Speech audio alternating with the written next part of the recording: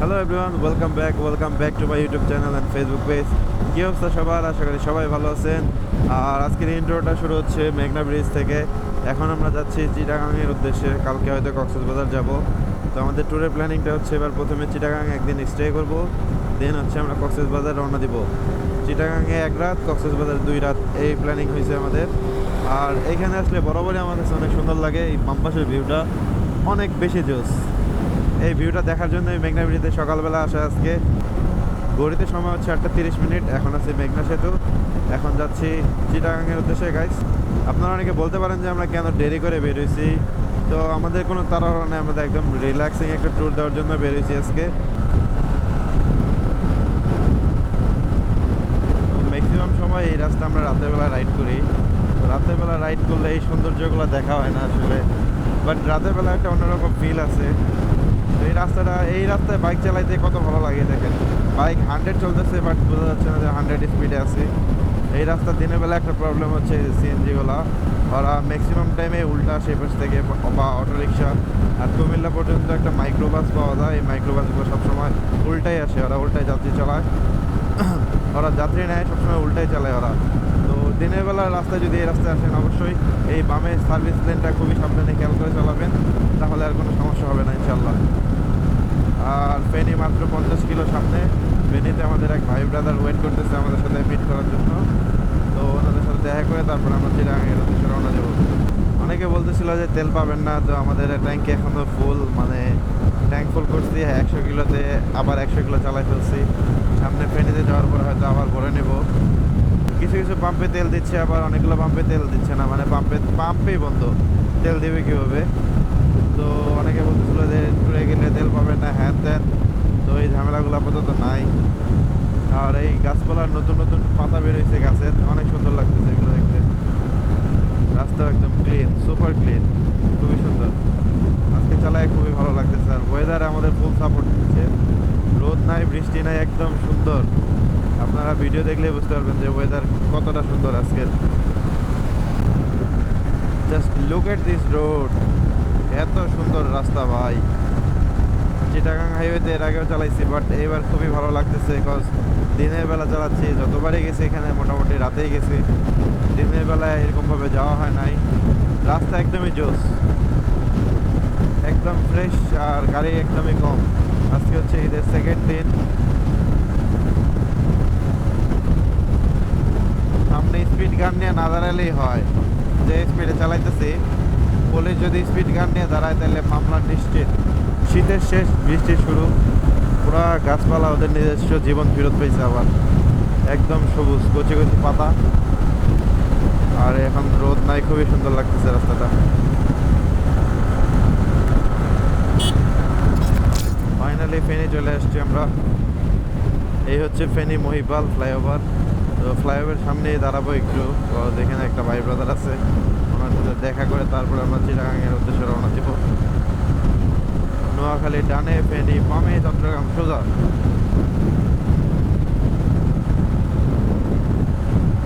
এই হচ্ছে ফেনী শহর বামে। তো ফাইনালি অনেকক্ষণ ওয়েট করার পরে আমরা আবার সবাই একসাথে হয়েছি। সামনে আমাদের সাথে এক বড় ভাই অ্যাড হয়েছে, ওনার বাড়ি হচ্ছে ফেনীতে। তো উনি আমাদের সাথে যাচ্ছে। এখন উনি আমাদের মহামায়া লেক ঘোরাতে নিয়ে যাচ্ছে। আমরা এখন যাচ্ছি মহামায়ার দিকে। এই হচ্ছে মহামায়া লেক প্রবেশদ্বার নাকি? এই রাস্তা দিয়ে মহামায়া লেক যাবো এখন। বাবারে, স্পিড ব্রেকারটা দিছে খুবই খারাপ। রাস্তাটা সুন্দর আছে, ফার্স্ট ইমপ্রেশন গুড। ছোট্ট রাস্তা বাট সুন্দর। দুপুরে রোদ অনেক, বাট ঠান্ডা খুব। এখানে সামনে পাহাড় দেখা যাচ্ছে ছোট ছোট।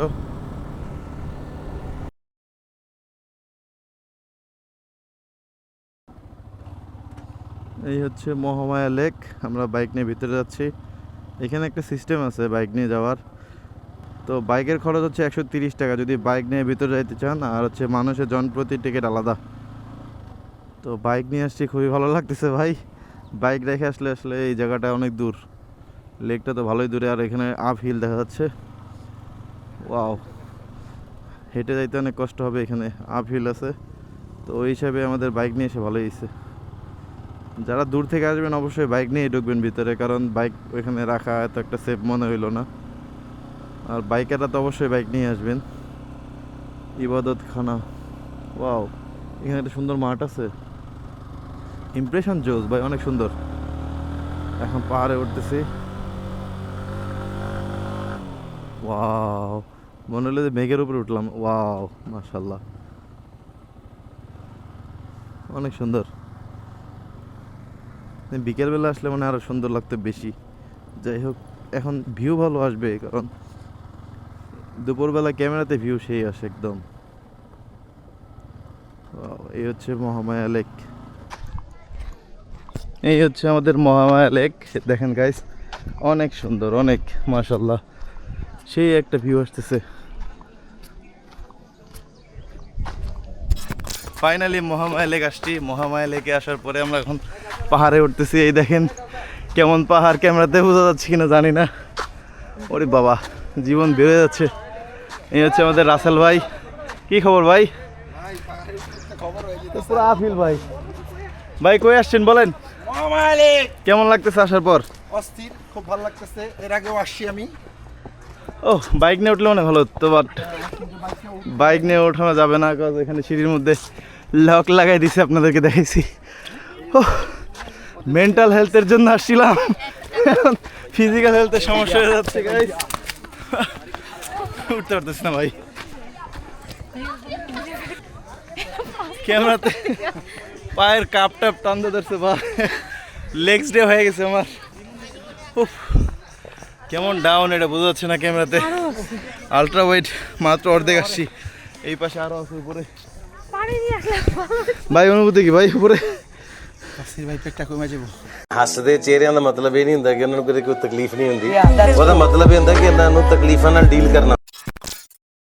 তো আমরা চন্দ্রনাথ গেছিলাম, চন্দ্রনাথের পাহাড়ের কাছে, এটা কিছুই না, ঠিক আছে। আসলে হাঁপাই গেছি, ঠিক আছে। অনেকদিন পর পাহাড়ে উঠতেছি, কজ লাস্ট টাইম সাজেক গেলাম তখন তো বাইক নিয়ে গেছি, এমন ট্রেকিং করা হয় নাই। তো এটার মধ্যে মোটামুটি ভালোই ট্রেকিং। তো এই হচ্ছে ফাইনালি আমরা টপে চলে আসছি। ও, ক্যামেরাতে বোঝা যায় না আসলে কতটুকু ডাউন বা কতটুকু আপ। এই হচ্ছে এখান থেকে ভিউ মহামায়ার। এখান থেকে নাকি অনেক সুন্দর একটা ভিউ পাওয়া যায়।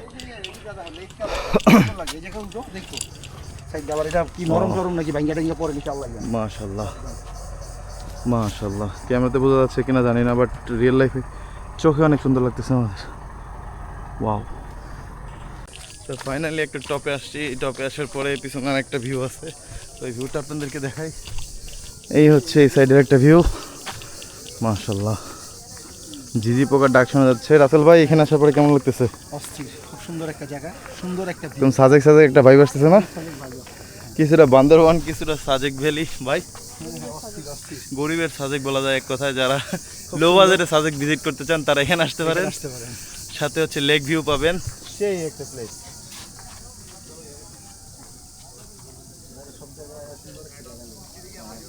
পিছনে ভিউটা দেখছেন? অনেক বেশি সুন্দর একটা ভিউ। যারা মিনি সাজেক ঘুরতে চান তারা লো বাজেটে সাজেক মেরে দিবেন এই জায়গায়। এই হচ্ছে মহামায়া লেক, আর সাথে হচ্ছে ভিউ তো পাচ্ছেন সামনে মহামায়া লেকের।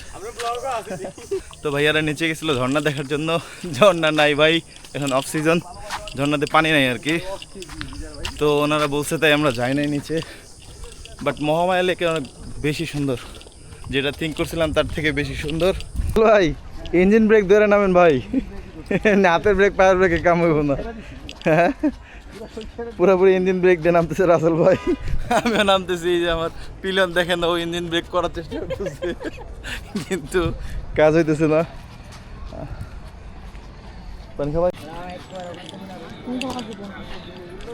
এখন আমরা মহামায়া লেকে একটু বোর্ডে উঠবো, আর হচ্ছে মহামায়া লেকটা একটু এক্সপ্লোর করবো। রোদটা একটু কমছে মাত্র, আবার রোদ উঠতেছে, মানে মেঘের জন্য আর কি উল্টা হচ্ছে। চলেন দেখি আমরা একসাথে উঠি।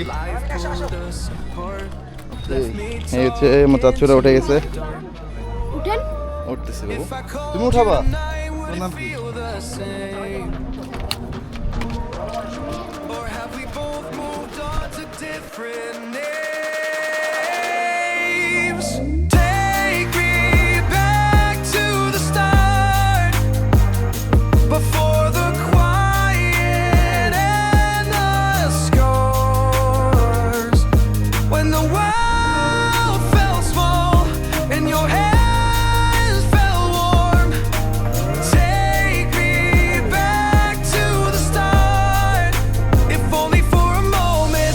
been up since 3, scrolling back where we used to be.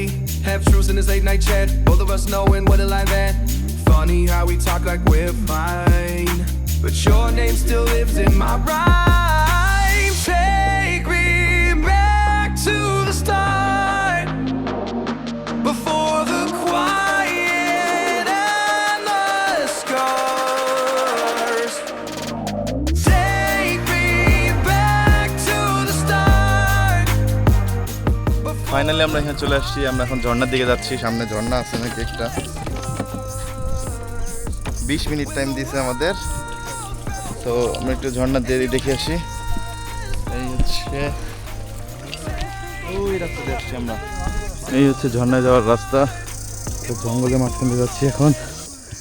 ঝিরি পোকার একটা সাউন্ড পাওয়া যাচ্ছে সেই। রাসেল ভাই কোন জঙ্গলে আসছেন বলেন? আমরা মহামায়া লেক, এখন ঝর্ণায় যাচ্ছি। এখন যদি একটা রাসেল ভাইবার আসে কেমন হবে? রাসেল ভাই আসলে রাসেল ভাইকে দেখে দৌড়ে পলাম। দুর্গম পথ দিয়ে আমরা যাচ্ছি। ওয়াও, দেবতা খুম, আমি খুম, সব ফেল। ঝর্ণা একটা আছে ভাই, বুঝছেন? এটা হচ্ছে বৃষ্টির দিনে আসলে, মানে সিজনে আসলে তখন সুন্দর লাগবে। এখন আছে মোটামুটি অবস্থা, তো আপনাদেরকে আমি দেখাই।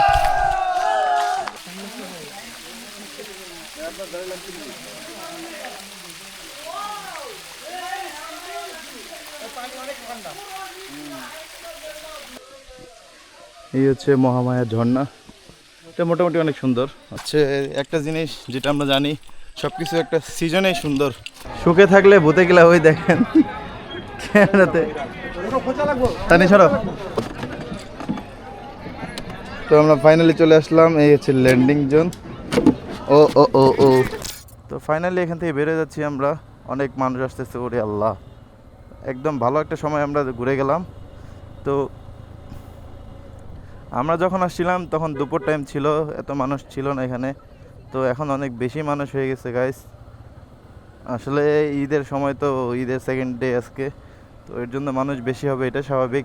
তারপরেও আমরা টাইমিং মেনটেন করে আসছি। দুপুরে আসছিলাম, রোদ বেশি ছিল, বাট স্পট ফাঁকা ছিল। তো এখন যে পরিমাণ মানুষ আছে, ছবিও সুন্দর হবে না, স্পটে আসলে ভিউটাও সুন্দর পাবে না। তো এর জন্য আসলে এই সিজনাল সময়গুলো অ্যাভয়েড করাই উচিত, অফ সিজনেই যাওয়া উচিত। যাই হোক, আসছি, ঘুরে গেলাম, ভালোই লাগছে আলহামদুলিল্লাহ।